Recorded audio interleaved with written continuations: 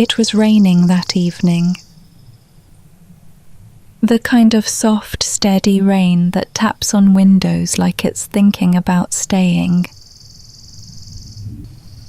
I had my coat zipped up and my earbuds in, not even playing music, just blocking the world out. The bus was half full, dim, smelled like wet wool and something fried. I sat by the window, seat 17A.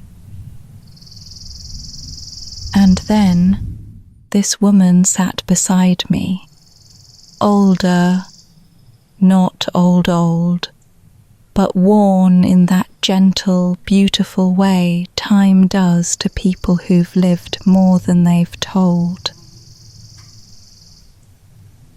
She smiled. I nodded, polite, back to staring at nothing.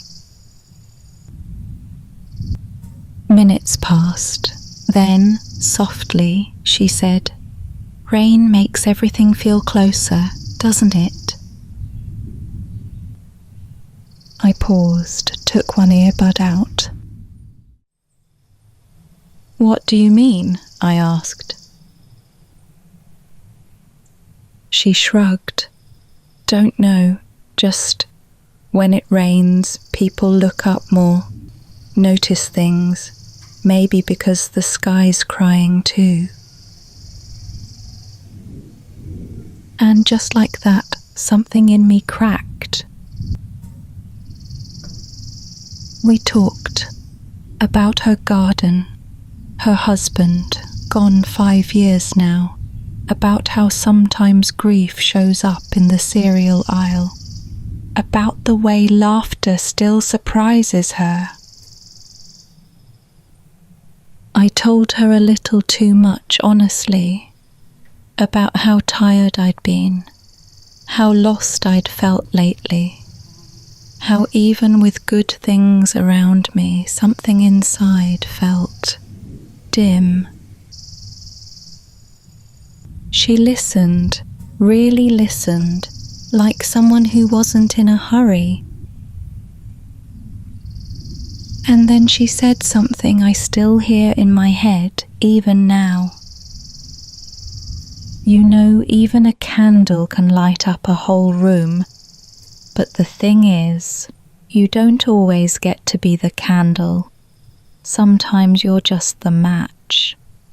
Sometimes you're just the one who remembers where the light switch is." She reached into her bag, handed me a wrapped candy.